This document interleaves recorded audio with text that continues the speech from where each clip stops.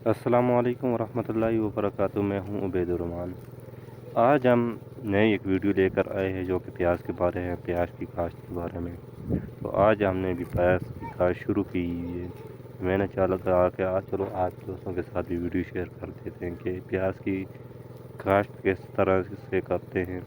اگر آپ گھر میں بھی اگائیں تو بہت ہی آسانی سے آپ اگا سکتے ہیں، بہت ہی سمپل طریقہ ہے اس کا۔ تو چلے سٹارٹ کرتے ہیں۔ سب سے پہلے ہم نے اپنے کیارے سے بکھائی جو پیاز کی پنیری ہوتی ہے اس کو نکالنا ہے۔ پنیری اس طریقے سے نکالیں تاکہ اس کی جڑ وہ محفوظ طریقے سے نکل جائیں۔ اس کے لیے یہی بہتر ہوتا ہے کہ پہلے اس میں پانی ڈال دیں۔ پنیری کو پانی ڈالنے سے یہ اس بہتر طریقے سے نکل جائے گی، اس کی جڑوں تک جو ہے پانی پہنچ جائے گا اور یہ زمین سخت نہیں ہوگی اور اچھی طرح سے ہی نکل آئے گی۔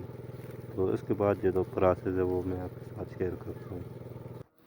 اب ہم نے اس پنیری کو زمین میں شفٹ کرنا ہے۔ شفٹ کیسے کرنا ہے؟ اس طریقے سے کرنا ہے کہ پہلے ہم نے اپنی یہ کھیل جو ہے اس میں کیارے میں ایک لکیر سی لگا دینی ہے۔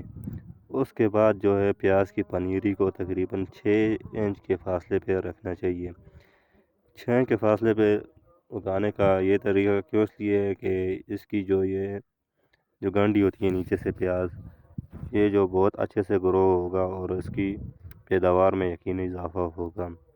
آپ یہ دیکھ سکتے ہیں کہ یہ بھائی جو ہے یہ کدال کے ساتھ یہ نالی لگا رہے ہیں کہ ایک سیدھ میں ہو۔ یہ لائن جب سیدھی ہوتی ہے تو اس میں یہ مسئلہ ہوتا ہے کہ گوڈی کرنا بھی آسان ہو جاتا ہے۔ اس کو اوپر مٹی چڑھائیں وہ بھی آسان ہو جاتی ہے، تو کافی آسانیاں ہو جاتی ہیں۔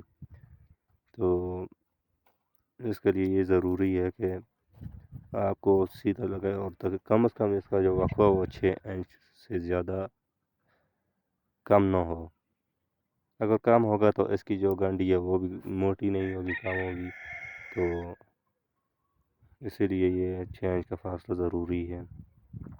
دوسری یہ بات یہ کہ زمین بالکل نرم ہونی چاہیے، کیونکہ سخت زمین میں اس کی جو پھیلاؤ ہے، اس کا پھل کا پھیلاؤ وہ ٹھیک نہیں ہوتا۔ تو زمین کو جتنی نرم ہوگی اتنی اچھی اس کی گروئنگ ہوگی۔ تو زمین کی جو ہے نرم ہونا ضروری ہے۔ پیاز کے لیے زمین کیسی ہونی چاہیے، بعض لوگوں کا یہ سوال بہت ہے، اور اس کی جو ہے زرخیزی ہوئی تقریباً کون سی کھاد استعمال کرنی چاہیے۔ میرے اندازے سے اس کے لیے ایک سیدھی زمین ہونی چاہیے جس میں پانی کی نکاسی بہترین طریقے سے اس کی نکاسی کا نظام ہو۔ دوسرا یہ کہ زمین کو اچھی طرح ہل وغیرہ لگا کر نرم کیا جائے، اس کے بعد کٹر وغیرہ اس پہ چلایا جائے تاکہ زمین اچھے سے اچھی نرم ہو جائے، اور اس کے بعد اس طرح زمین کو بنایا جائے، تقریباً ایک کیارہ بنایا جائے تاکہ اس کی سائڈ پہ بیٹھ کر آپ گوڈی کر سکیں۔ تو اس کی جو فرٹیلائزیشن کا عمل ہے اس میں آپ جو ہے گوبر استعمال کر سکتے ہیں اور کھانے کی روڑی استعمال کر سکتے ہیں۔ کھاد میرے حساب سے آپ نائٹروفاسس کے لیے بیسٹ ہے۔ باقی جو اگر آپ کے پاس گوبر ہے پرانا وہ بھی آپ استعمال کر سکتے ہیں، جو کہ بہترین رزلٹ آپ کو دے گا۔ ابھی ہمارا ایک پلاٹ جو ہے وہ مکمل ہو چکا ہے، اس کی کاشت ہم نے لگا دی ہے سب کے سب پیاز ایک پلاٹ میں۔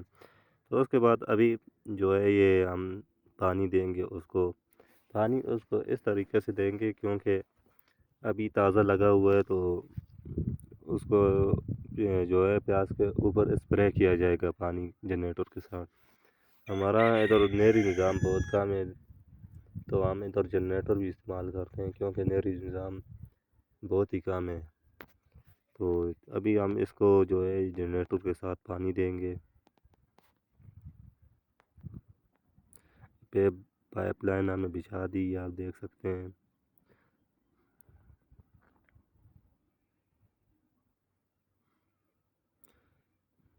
آپ اس پہ دھیان دینا کہ پانی کس طریقے سے دینا چاہیے، دیکھ سکتے ہیں اب یہ پانی جا رہا ہے، پائپ ہی لیک ہے۔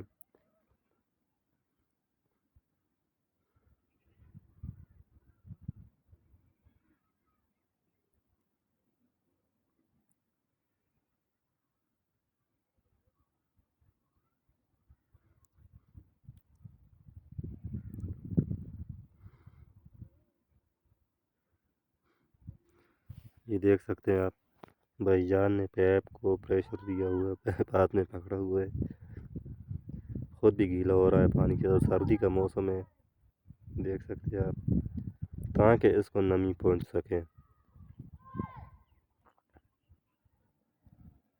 پانی دے رہا ہے دیکھ سکتے ہیں آپ۔